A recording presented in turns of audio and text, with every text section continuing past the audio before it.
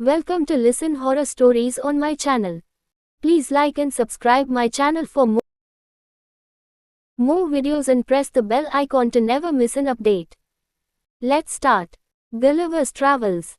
Jonathan Swift's Gulliver's Travels is a satirical novel published in 1726, following the extraordinary adventures of Lemuel Gulliver, an English surgeon turned ship's captain. The story, presented as a series of 4 voyages, explores human nature, politics, society, and morality through the lens of fantastical encounters with strange civilizations. Each voyage provides unique insights and criticisms of 18th century Europe, making the book both an adventurous tale and a sharp social critique. Voyage I, Lilliput, a land of tiny people. Shipwreck and arrival in Lilliput.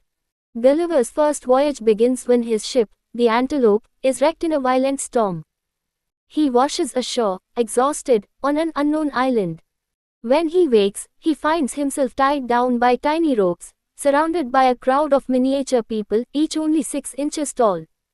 These are the Lilliputians. Though they initially view him as a potential threat, they provide him with food and eventually transport him to their capital city. Lilliputian society and politics. The Lilliputians are highly organized but petty and politically divisive people. Their society is characterized by absurd rules and traditions. Gulliver learns about their ongoing war with the neighboring island of Blefuscu, a conflict stemming from a disagreement over how to break eggs, whether from the big end or the small end. This satirizes the religious and political disputes between Catholics and Protestants in Swift's time.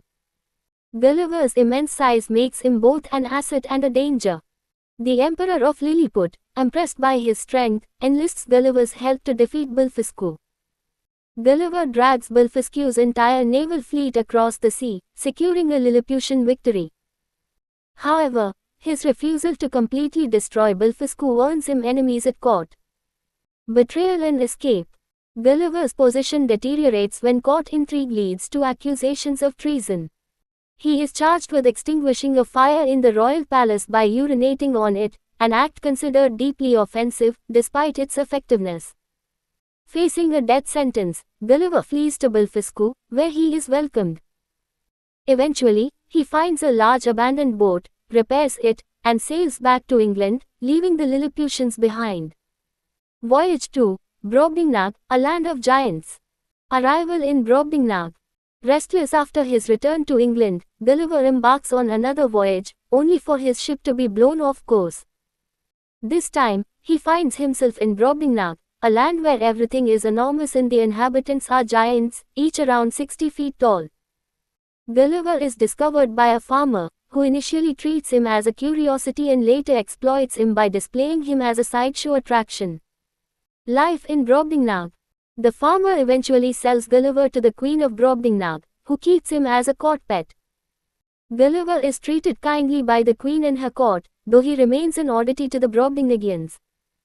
A young girl, Glumdalclitch, serves as his caretaker, ensuring his safety in this world where even small creatures like insects pose a mortal danger. The King of Brobdingnag takes a keen interest in Gulliver's descriptions of European society.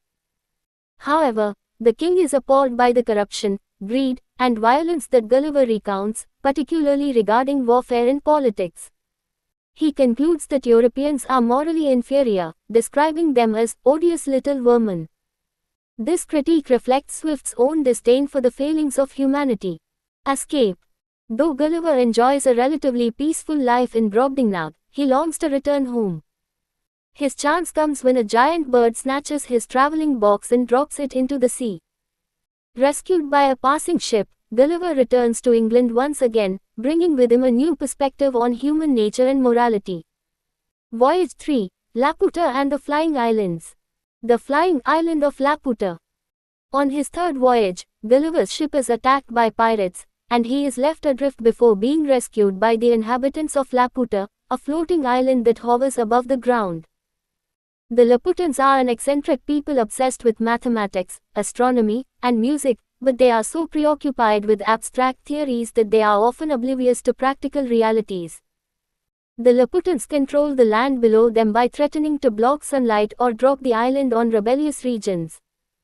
However, their advanced knowledge does little to improve their society, as their innovations are often impractical or disastrous. This reflects Swift's satire on the misuse of scientific progress and intellectual arrogance. Bulnibabi and the Academy of Projectors. Descending from Laputa, Gulliver visits the land of Bulnibabi, where he observes the disastrous effects of Laputan-inspired scientific experiments. At the Academy of Projectors, scholars devote themselves to absurd projects, such as extracting sunlight from cucumbers or building houses from the roof downward. Swift uses these examples to mock the impractical pursuits of certain intellectuals and the failures of Enlightenment-era science. Glubbdubdrib and Lugnag. Gulliver's travels also take him to the island of Glubbdubdrib, where he meets a magician who can summon the spirits of the dead. Gulliver converses with historical figures like Julius Caesar and Alexander the Great, learning that history is often distorted by human vanity and ambition. In Lugnag, Gulliver encounters the Struldbrugs, immortal beings cursed to live forever without eternal youth. Instead of enjoying their endless lives, the Struldbrugs descend into misery, highlighting Swift's critique of humanity's obsession with immortality. Voyage IV, the land of the Houyhnhnms and the Yahoos. A New World. Gulliver's final voyage takes him to a strange land inhabited by two contrasting species, the Houyhnhnms, intelligent and rational horses, and the Yahoos, brutish, human-like creatures. The Houyhnhnms are governed by reason and live in a harmonious, utopian society. They value logic, simplicity, and the collective good, free from the vices that plague humanity. In contrast, the Yahoos embody the worst aspects of human nature, greed, violence, and depravity. Gulliver's disillusionment. Gulliver grows to admire the Houyhnhnms, aspiring to adopt their rational way of life. However, he is horrified by the Yahoos, whom he sees as a reflection of humanity at its worst. Over time, Gulliver becomes increasingly alienated from his own species, viewing humans as little better than Yahoos. Despite his admiration for the Houyhnhnms, they ultimately view Gulliver as a dangerous anomaly, a Yahoo with intelligence, and banish him from their society. Heartbroken, Gulliver constructs a canoe and reluctantly returns to England. Conclusion. Back in England, Gulliver struggles to reintegrate into human society. He becomes a recluse, repulsed by the company of his fellow humans, whom he now sees as irredeemable Yahoos. He finds solace only in the company of horses, whose rationality and dignity remind him of the Houyhnhnms.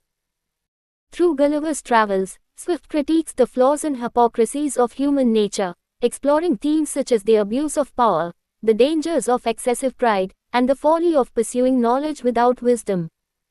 The novel remains a powerful and thought-provoking work, blending humor, adventure, and biting social commentary.